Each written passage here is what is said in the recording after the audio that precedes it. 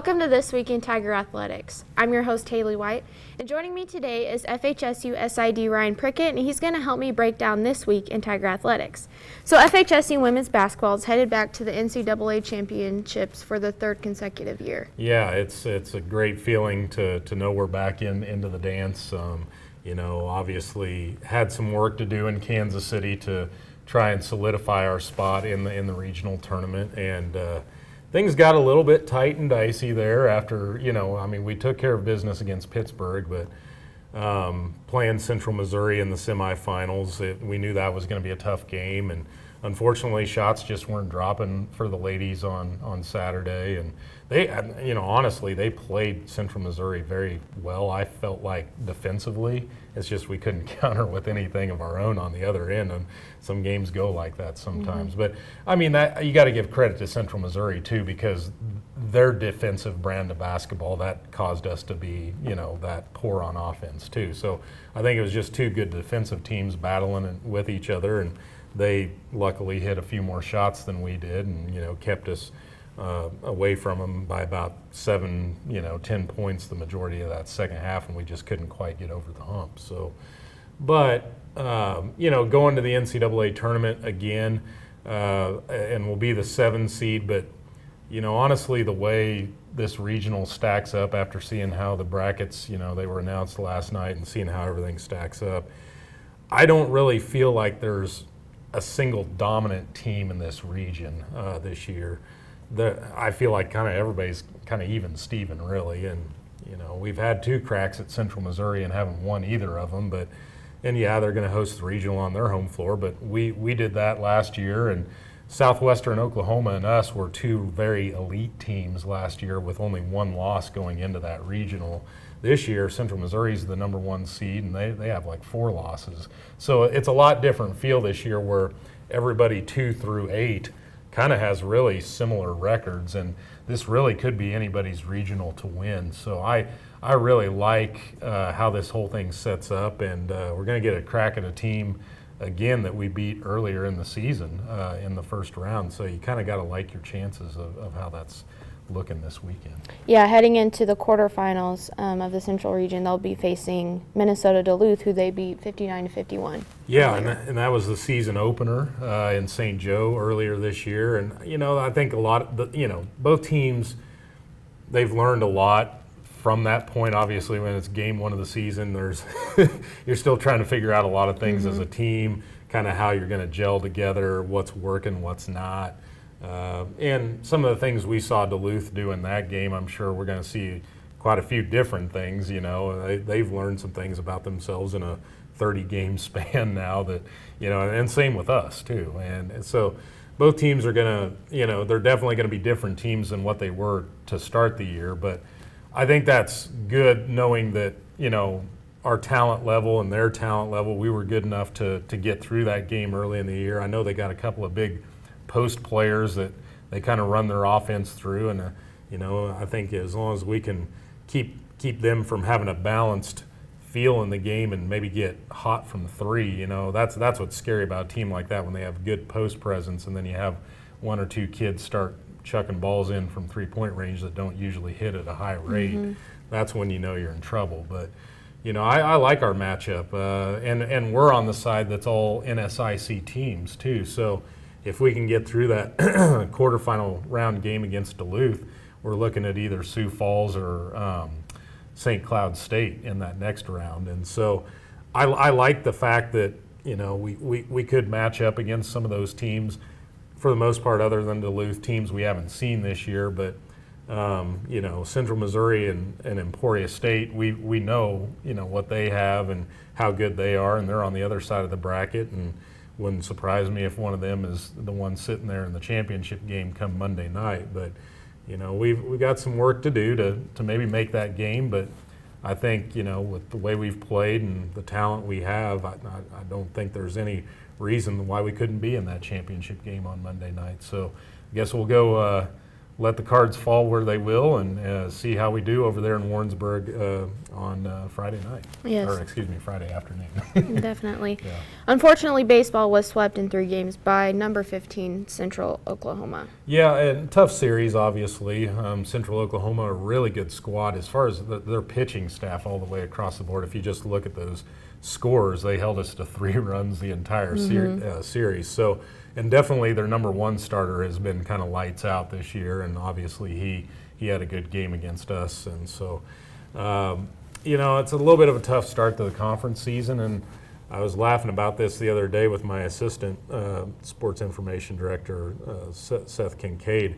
Really, if you look at how the standings have kind of broken out or how teams have done early on, I feel like the strong end of the schedule in conference play is here at the front end. And I mean, hopefully we can get through that and navigate it without struggling too bad and getting too far under 500 in conference play before we get to the teams that we can probably start rolling against. And it's kind of like, if you want to kind of put it in comparison, like the men's basketball season, for example, you play all your hard teams early on, you're 1-9. It was hard to play catch up to try and get in that conference tournament. So hopefully we won't be in that same situation, but this is going to be tough for the guys here early on in conference play, and hopefully we can navigate the toughest part of the schedule with a few wins at least, and maybe we'll get lucky and get hot and win one of these series too. And if we can do that and weather the storm, I think we're going to be all right come by the end of the season. And that tough streak continues this week with a 3-game series versus number 2 Central Missouri this weekend. Yeah, and Central Missouri's always been an established program that's just, they've been really, really good for years. They've had major league, prospects on their team, it seems like, year in, year out. And so those, like Central Oklahoma last weekend, who we played, and Central Missouri, and maybe even Missouri Southern's part of that conversation right now in our conference. Those are the teams we're trying to become and build towards. And so, we've had some okay success against Central Missouri these last few years, albeit as good as they are year in, year out. So it's nice that it's going to be at home too. So maybe we'll finally get out of our, I guess, maybe offensive slumber. We've been a little bit, I think, cold on the offensive side of things these last couple of weeks, and so hopefully we'll break out of that funk and have a good series this coming weekend. Softball split its weekend of play, losing both to Central Missouri, but it was strong pitching that led them to 2 wins against Lincoln. Yeah, and unfortunately, losing those first 2 games, you almost feel like, gosh, it would have been nice to get a split against Central Missouri. That's probably one of the teams in our conference that I would, just handicapping it right now, I'd say is going to be in the top half of the conference for softball. But the way things have looked early on, I don't know if there's really been any team super dominant in softball so far other than Rogers State. And even Rogers got swept by Central Oklahoma, who was supposed to be our number 1 team in the conference, but they've actually kind of struggled out of the gate, and maybe they're going to start figuring it out. But baseball and softball are weird like that sometimes. Teams kind of get in a little bit of a 500 funk where you win 2, you lose 2, or you split, and it's just constantly happening. And I kind of feel like that's the way our team's been for a few weeks now. They've just been kind of stuck in split mode. And so to get those 2 against Lincoln on Saturday were huge, considering losing a couple of close games to Central Missouri. And right now, too, I think another thing with the softball team is we have a couple of injuries right now they're trying to nurse with a couple of key players, and hopefully those aren't long-term issues. Hopefully they can kind of come out of that and still be productive for our squad. But I know Adrian had to kind of change up and mix and match the lineup this weekend due to a couple of those injury issues. But it was nice to see them blank Lincoln twice, especially Megan Jamison, who isn't one of our normal starters, to go out there and throw a shutout like she did against Lincoln too. And Haley Chapman had a good weekend too. Haley's been a little bit, up and down early here in the early part of the season, so hopefully she'll get it going and have weekends going forward like she did this weekend. And I think we'll be a pretty tough squad to handle if we can continue that solid pitching as we go forward. And they have 2 doubleheaders ahead on the road this week, first at Rogers State and then at Northeastern State. Yeah, and like I said, Rogers is a really good team this year. That's going to be a tough doubleheader right there. They're really gifted offensively, and they have a pitcher that's been really, really sound. I mean, she strikes out a lot of batters and has a pretty low ERA. So hopefully we can, maybe get out of that one with no worse than a split.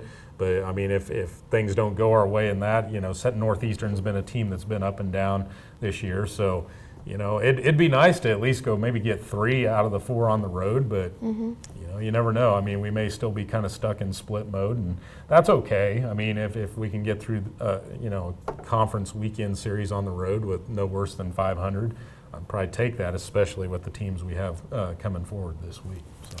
Tennis swept all matches in the spring opener against Kansas Wesleyan and then added another sweep against Hastings to win 5 straight. Yeah, and that's nice to see the ladies doing well early in the spring season.